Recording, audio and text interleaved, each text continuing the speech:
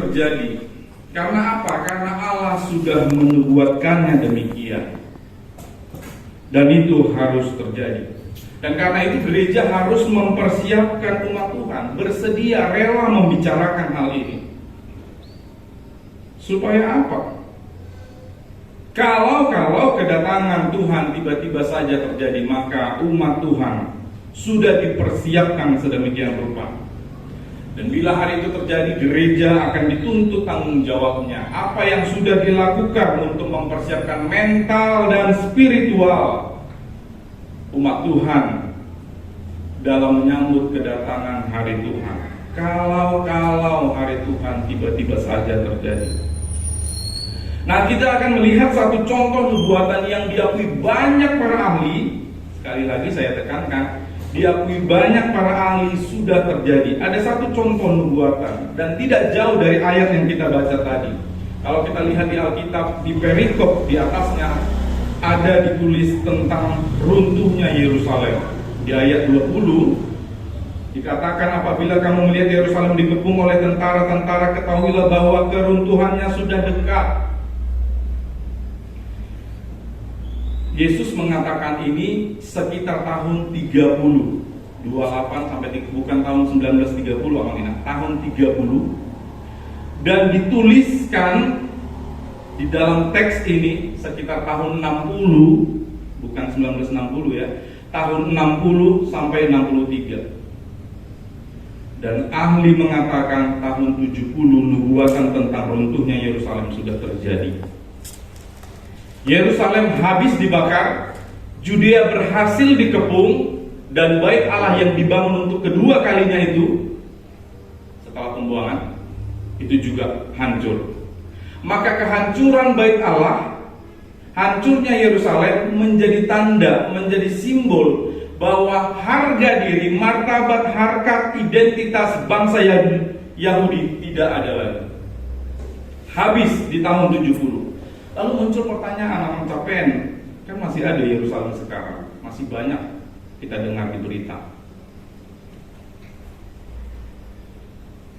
Menurut catatan sejarah, ada faktanya, Yerusalem sudah dibakar tahun 70 Masehi. Habis digempur oleh bangsa Romawi. Dan sejak itu, identitas bangsa Yahudi lenyap dari muka bumi. Mungkin persis seperti ayat 24, Yerusalem akan diinjak-injak oleh bangsa-bangsa yang tidak mengenal Allah. Sampai genaplah zaman bangsa itu. Lalu Yerusalem yang sekarang ini apa? Kalau kita buka, atau mungkin kita juga sudah tahu, kalau kita buka catatan sejarah, Israel yang ada sekarang baru memproklamasikan diri di tahun 1948. Jadi hancur tahun 70, ribuan tahun kemudian muncul lagi tahun 1948. Itu pun setahun sesudah PBB menyetujui pembagian tanah Palestina itu menjadi dua negara. Satu untuk negara Arab, satu lagi untuk negara Yahudi. Perhatikan, didirikan satu negara Yahudi. Berarti memang tahun 70 itu sudah tidak ada. Dan orang-orang yang memproklamasikan ini menjadi satu bangsa yang baru, bangsa Israel ini siapa? Mereka ini adalah orang-orang yang mengaku bahwa mereka punya garis keturunan orang Yahudi yang sudah merantau dan bercerai-berai. Kebanyakan di Eropa. Nah, inilah yang dituduh sebagai satu gerakan Zionisme. Ini berbeda dengan Yudaisme yang dulu-dulu. Tapi kita tidak akan membahas itu. Tetapi proklamasi itu kita tahu sampai sekarang memancing keributan dan peperangan sampai pada hari ini. Nah, itu fakta sejarah menjadi satu contoh di mana nubuatan diberitakan tapi umat tidak dipersiapkan. Kita tidak pernah tahu kapan waktunya tiba. Namun suka atau tidak suka, kita harus mempersiapkan diri kita. Di tahun 70 banyak orang Yahudi yang mati sia-sia. Kenapa mati sia-sia? Kita gali lagi catatan sejarah. Pada waktu tentara Romawi mengepung Yerusalem, Judea, di kota sudah pada kosong. Orang-orang di kota sudah pada kosong. Maka tentara Romawi naik ke bukit mengejar mereka. Dan sampai di bukit, di pegunungan, banyak orang Yahudi yang sudah mati duluan. Loh, tidak ada yang menyerang, hanya kami bangsa Romawi yang datang. Kenapa mereka sudah mati duluan? Selidik punya selidik, bangsa Yahudi sudah bunuh diri duluan. Karena apa? Karena kehilangan pengharapan. Mereka menantikan Mesias yang secara politis tidak datang dan tidak diakui Yesus yang datang. Sementara tentara datang menyerang, tidak ada pengharapan, maka mereka mati bunuh diri. Tidak sempat dan tidak mau percaya bahwa Yesus yang disalibkan itu adalah Mesias, Anak Allah, Tuhan dan Juru Selamat dunia. Jadi banyak yang tidak juga persiapan manakala nubuat sudah diberitakan, seperti pada hari ini. Hari ini firman Tuhan mengatakan, pada waktu itu orang akan melihat Anak Manusia datang dalam awan dengan segala kekuasaan dan kemuliaannya. Kalau kita melihat Anak Manusia datang dalam awan, berarti kita memandang ke atas, bukan memandang ke bumi, memandang harta milik, jabatan dan prestasi yang kita panggar-panggar. Tetapi kita memandang ke atas dalam iman dan pengharapan Yesus Kristus Juru Selamat sudah dekat, yang akan menyelamatkan kita semua dari kebinasaan dunia. Tentu nubuatan ini akan melegakan bagi orang yang sungguh-sungguh percaya sekali akan Yesus Kristus, tetapi akan mengerikan dan menakutkan bagi orang yang tidak mau percaya dan tidak sungguh-sungguh percaya kepada Yesus Kristus. Lalu ketika dikatakan segala kekuasaan dan kemuliaannya, apa artinya? Artinya tidak ada yang lebih berkuasa, tidak ada yang lebih mulia dari Yesus Kristus. Semua yang kita banggakan hari ini, semua yang kita punya hari ini, semuanya akan berlalu. Termasuk THR Natal pun akan berlalu. Kalau kita dapat hari ini, mungkin hari ini juga berlalu ya. Karena sudah banyak yang menanti. Semuanya berlalu, Bapak Ibu Saudara. Tetapi firman Tuhan tidak akan berlalu. Itulah dituliskan ayat 32 dan 33. Langit dan bumi akan berlalu, tetapi perkataanku tidak akan berlalu. Bukankah itu juga kalau kita menyanyikan buku ND 541? Namulah Yesus, mungkin kita nyanyikan dulu dengan penuh kasih sama Tuhan Penggabia. Boleh.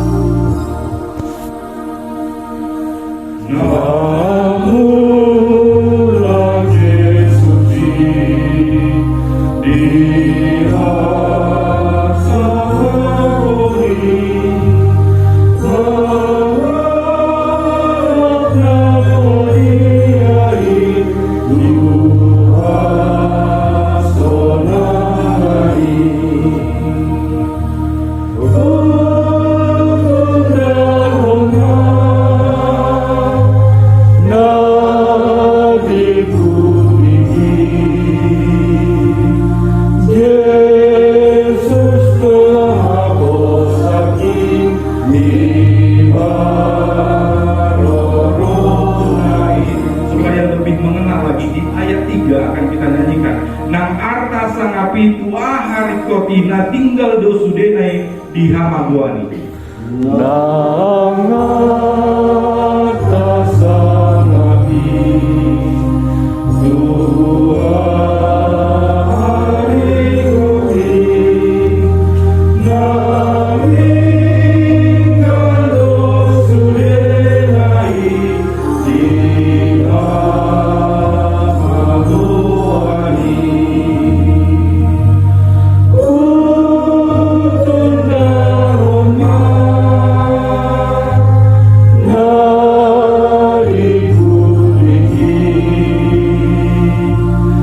Yesus namaku sakit di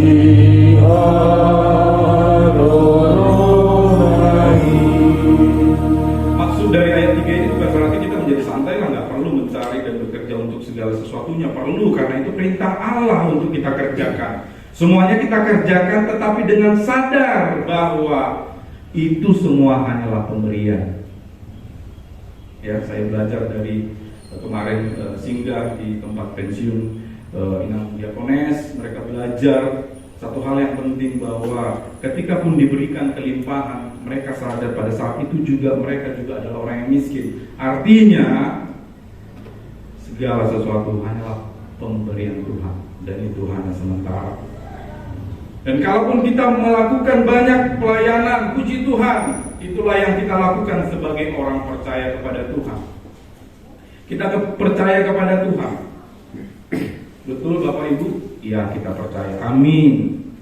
Tapi yang jadi perenungan kita pagi hari ini, apakah kita dipercayai oleh Tuhan? Molohu haposi sasa hawat sada jolma. Totudo gabi haposa nau di ibana. Belum tentu ya. Saya percaya kepada dia, tapi apakah saya dipercayai oleh dia? Belum tentu. Apakah kita dipercaya oleh Tuhan? Bukan berarti Tuhan jadi menyembah kita, tetapi apakah artinya Tuhan melihat kejujuran, tidak ada dusta dalam hidup kita? Apakah hati kita serius percaya kepada Tuhan Yesus? Apakah dalam hati kita sama dengan yang apa kita lakukan dan juga kita katakan? Apakah kita bekerja dan melayani karena takut akan Tuhan dan bukan karena pencitraan di depan atasan? Apakah kita melakukan segala hal untuk kemuliaan nama Tuhan dan bukan supaya viral? Apakah kita menghormati, mengasihi orang-orang kecil di sekitar kita yang di penjara, yang tidak minum, yang tidak makan, sama seperti kita menghormati orang besar? Tidak ada yang membedakan. Nah, yang menjadi pesan firman Tuhan pada pagi hari ini adalah satu kata, yaitu berjaga-jaga. Nah, pesan ini pun bercabang 3 Bapak Ibu. Berjaga-jaga supaya hati kita tidak terikat dengan kepentingan duniawi. So, tungtar lalap kita. Berjaga-jaga yang kedua, berjaga-jaga sambil berdoa. Yang ketiga, berjaga-jaga supaya tahan berdiri di hadapan Tuhan. Ini menggetarkan sekali ya, kalau kita bayangkan apakah kita tahan berdiri di hadapan Tuhan dengan melihat segala yang kita sembunyikan. Maka menutup khotbah ini saya akan bacakan pesan itu dalam ayat 34 sampai 36. Jagalah dirimu supaya hatimu jangan syarat oleh pesta pura dan kemabukan serta kepentingan-kepentingan duniawi, dan supaya hari Tuhan jangan dengan tiba-tiba jatuh ke atas dirimu seperti suatu jerat, sebab ia akan menimpa semua penduduk bumi ini. Berjaga-jagalah senantiasa sambil berdoa supaya kamu beroleh kekuatan untuk luput dari semua yang akan terjadi itu, dan supaya kamu tahan berdiri di hadapan manusia. Amin. Kami sampaikan pada kedua syafaat. Tuhan Allah Bapa yang bertata tinggi dalam kerajaan surga, segala puji dan syukur kami panjatkan atas segala berkat dan nafas kehidupan yang masih boleh kami rasakan hingga pada pagi hari ini, hingga kami dapat berkumpul di tempat ini untuk memuji dan memuliakan nama-Mu. Terima kasih untuk sebagian dari isi firman-Mu yang telah kami dengarkan. Jadikanlah firman-Mu itu sebagai pelita dan pedoman dalam kehidupan kami, dan selalu ajari kami untuk melakukannya dalam setiap perkataan dan tingkah laku kami dalam kehidupan kami sehari-hari. Begitu juga dengan hamba-Mu, Amanah Salam Pendeta Ferdinand Huta Barat, yang telah menyampaikan sebagian dari isi firman-Mu. Kiranya Engkau selalu memberkatinya beserta keluarganya dalam melakukan segala tugas dan pelayanannya, agar melalui setiap tugas dan pelayanannya semakin banyak lagi orang-orang yang percaya kepadanya. Ya Tuhan Allah Bapa kami, berkatilah setiap kategori yang ada di gereja-Mu, mulai dari kategori sekolah minggu, remaja, pemuda, Ina, Ama, dan Lansia, agar melalui setiap pelayanan dan perkumpulan mereka, iman mereka semakin bertumbuh. Berkati juga setiap lembaga pendidikan beserta dengan guru-guru, tenaga pengajar, dan orang-orang yang memberikan hati dan pikiran mereka dalam mengajari dan menuntun setiap anak didik, terlebih di dalam masa pandemi COVID-19 ini. Tuhan berikan mereka kesabaran dan kebijakan dalam mengajar tiap-tiap anak didik agar melalui mereka tercipta anak-anak didik yang menjadi penerus bangsa. Ya Allah Bapa kami, berkati juga pemimpin gereja kami dimanapun mereka berada dalam melakukan segala tugas dan pelayanan mereka. Berikan mereka kesehatan dan kebijaksanaan ya Bapa, agar dapat membawa gerejamu atau PK ini ke jalan yang lebih baik lagi ya Bapa, dan nama Tuhan semakin dimuliakan. Berkati juga setiap para jemaatmu dimanapun mereka berada dalam melakukan segala tugas dan pekerjaan mereka ya Bapa, agar melalui pekerjaan mereka ya Bapa, Engkau cukupkan segala kebutuhan mereka, dan sebagian dari pekerjaan mereka menjadi kemuliaan bagi nama-Mu ya Bapa. Ya Bapa, terlebih juga untuk kami pada hari ini ya Bapa, berkat segala pekerjaan yang akan kami lakukan ya Bapa, buka hati dan pikiran kami ya Bapa, agar kami dapat melakukan segala pekerjaan kami ya Bapa, dan berjalan dengan lancar ya Bapa. Terlebih dahulu ampuni kami dari segala pelanggaran kami ya Bapa, agar kami layak disebut sebagai anak-anak-Mu. Dalam nama Tuhan Yesus Kristus kami berdoa dan mengucap syukur kepadamu. Amin. Kita bernyanyi.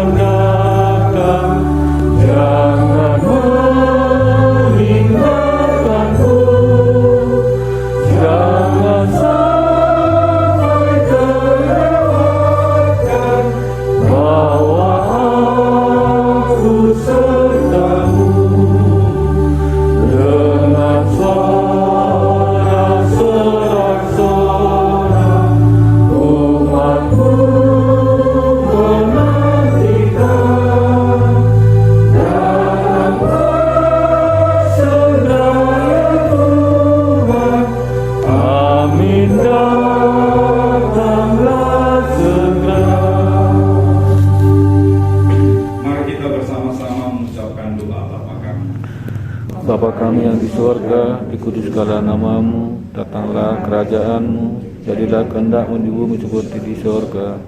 Berilah kami pada hari ini makanan kami yang secukupnya, dan ampunilah kami akan kesalahan kami, seperti kami juga mengampuni orang bersalah kepada kami. Dan janganlah membawa kami ke dalam pencobaan, tetapi lepaskan kami daripada yang jahat. Karena Engkau mempunyai kerajaan dan kuasa dan kemuliaan sampai selama-lamanya. Amin. Anugerah dari Yesus Kristus, kasih karunia dari Allah Bapa, dan persekutuan dengan Roh Kudus kiranya menyertai kita sekalian. Amin.